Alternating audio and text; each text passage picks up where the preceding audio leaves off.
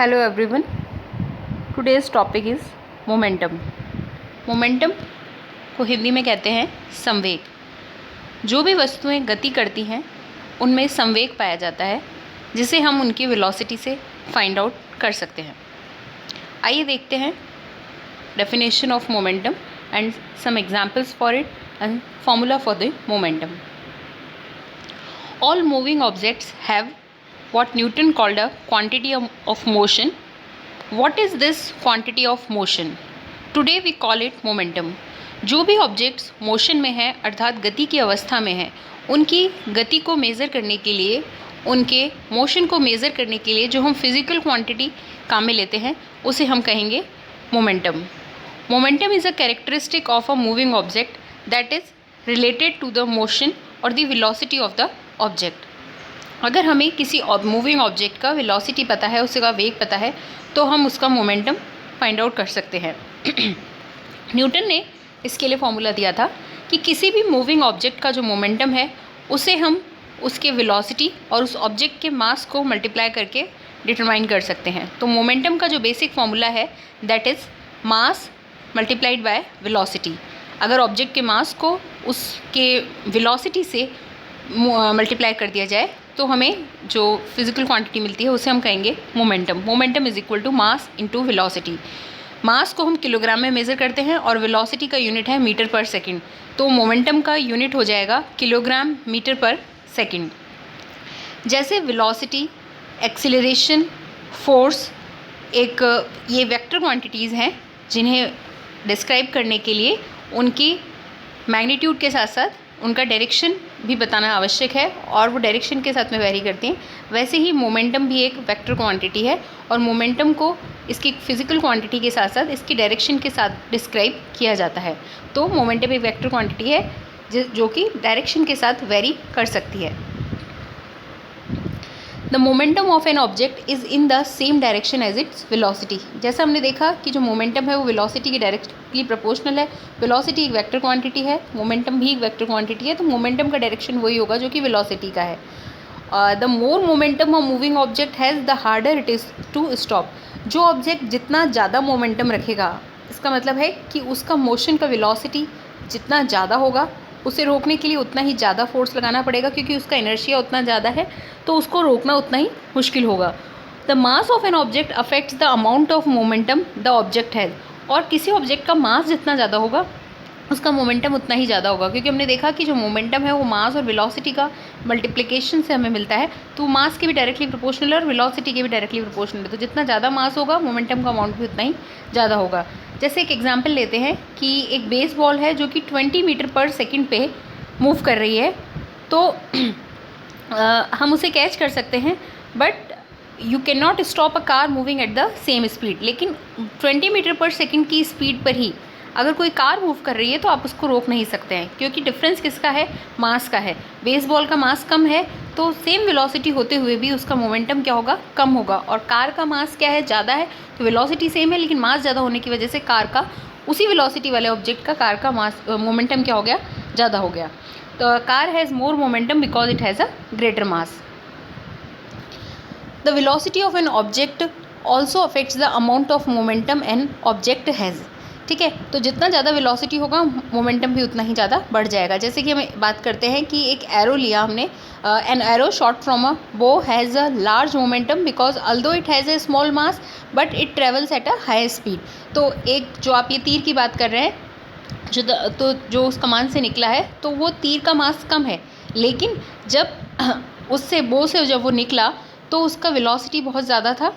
ठीक है, तो मास स्मॉल होते हुए भी वेलोसिटी ज़्यादा होने की वजह से उसका मोमेंटम क्या हो गया? बहुत ज़्यादा हो गया। इस फिगर में हम देख सकते हैं कि an object's momentum depends on velocity and mass. तो ये प्रॉब्लम सॉल्विंग है। If both dogs have the same velocity which one has the greater momentum. एक ये साइज़ पे डिपेंड करेगा और साथ ही साथ वेलोसिटी पे भी डिपेंड करेगा, लेकिन हमने यहाँ कंडीशन दी है कि अगर दोनों का वेलोसिटी सेम है, एक डॉग बड़ा है साइज़ में, दूसरा डॉग छोटा है, तो दोनों का अगर वेलोसिटी सेम है तो उन दोनों में से मोमेंटम किसका ज़्यादा होगा? तो हमें पता है कि मोमेंटम मास के भी डायरेक्टली प्रोपोर्शनल और वेलोसिटी के भी। अगर वेलोसिटी सेम है तो फिर वो मास पे डिपेंड करेगा। तो जिस रॉक का मास ज़्यादा है उसका मोमेंटम ज़्यादा होगा। फिर हम एक मोमेंटम का सैम्पल प्रॉब्लम देखते हैं। Which has more momentum, a 3.0 kg sledgehammer swung at 1.5 meter per second और a 4.0 kg sledgehammer swung at 0.9 meter per second। ठीक है, आपको क्वेश्चन में दिया हुआ है कि दोनों में से ज़्यादा मोमेंटम किसका होगा। 3 kg का स्लेज हैमर है जिसका की स्पीड है हुआ 1.5 मीटर पर सेकेंड, दूसरा है 4 kg का जिसका स्पीड है 0.9 मीटर पर सेकेंड। तो इनमें से ज़्यादा मोमेंटम किसका होगा। तो मोमेंटम निकालने के लिए हमें क्या क्या चाहिए, यहाँ पे आप इसके पढ़िए और समझिए कि what information are you given in this numerical. Mass of smaller sledge hammer कितना है 3 kg, then velocity of smaller sledge hammer कितना है 1.5 मीटर पर सेकेंड। ठीक है, then mass of a larger sledge hammer कितना है 4 kg, velocity of larger sledge hammer कितना है 0.9 मीटर पर सेकेंड। तो दोनों का मास और वेलोसिटी पता है तो हम इसे मोमेंटम निकालने के लिए मास और वेलोसिटी को मल्टीप्लाई कर सकते हैं। तो सबसे पहले तो न्यूमेरिकल में जो डेटा गिवन है हमें वो देखना होता है। उसके बाद plan and solve. What quantities are you trying to calculate, आप क्या क्या कैलकुलेट करने का कोशिश कर रहे हैं। तो the momentum of each sledge hammer हमें कैलकुलेट करना है। तो मोमेंटम कैलकुलेट करने के लिए हमारे पास कौन सा फॉर्मूला अवेलेबल है, what formula contains the given quantities and the unknown quantity. तो फॉर्मूला है हमारे पास available, momentum is equal to mass into velocity. So now we have to perform the calculations. तो कैलकुलेशन करने के लिए स्मॉलर स्लेज हैमर का momentum निकालेंगे, उसके मास और वेलोसिटी को मल्टीप्लाई करके, फिर लार्जर स्लेज हैमर का मोमेंटम निकालेंगे, उसके मास और वेलोसिटी को मल्टीप्लाई करके। तो इस तरह से दोनों का मोमेंटम आ जाएगा। तो हम देख सकते हैं कि किसका मोमेंटम ज़्यादा है। तो now look back and check does your answer make sense. तो the 3 kg hammer has more momentum than the 4 kg one. जब आप कैलकुलेट करेंगे तो आप देखेंगे 3 kg का मोमेंटम ज़्यादा आता है 4 kg वाले से। ठीक है, this answer makes sense because it is swung at a greater velocity. क्योंकि 3 kg वाला हैमर है उसका मास कम था लेकिन उसका वेलोसिटी ज़्यादा था, तो ज़्यादा वेलोसिटी की वजह से उसका मोमेंटम ज़्यादा आया। इस तरह से हम मोमेंटम की कुछ और प्रॉब्लम्स आप प्रैक्टिस कर सकते हैं। जिस तरह से एक प्रॉब्लम है, a golf ball travels at 16 metre per second while a baseball moves at 7 meter per second. The mass of the golf ball is 0.045 kg and the mass of the baseball is 0.14 kg. Which has a greater momentum? एक golf ball दे दी जिसका की velocity 16 metre per second था और एक base ball दे दी जिसका की velocity 7 metre per second था। ठीक है, गोल्फ बॉल का मास दिया आपको 0.045 kg और बेस बॉल का मास दिया 0.14 kg। तो अब दोनों में से मोमेंटम किसका ज़्यादा होगा ये आपको कैलकुलेट करना है। ठीक है, सेकेंड प्रॉब्लम है, what is the momentum of a bird with a mass of 0.018 kg flying at 15 metre per second.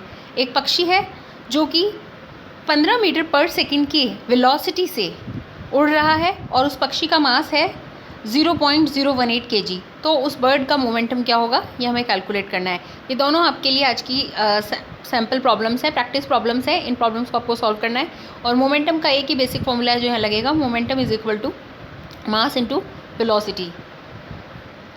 ये हमारा मोमेंटम डेफिनेशन फॉर्मूला और उसका न्यूमेरिकल प्रॉब्लम, ये टॉपिक यहाँ कंप्लीट होता है। नेक्स्ट क्लास में हम स्टडी करेंगे कंजर्वेशन ऑफ मोमेंटम के बारे में। आज के लिए इतना ही। Thank you for watching.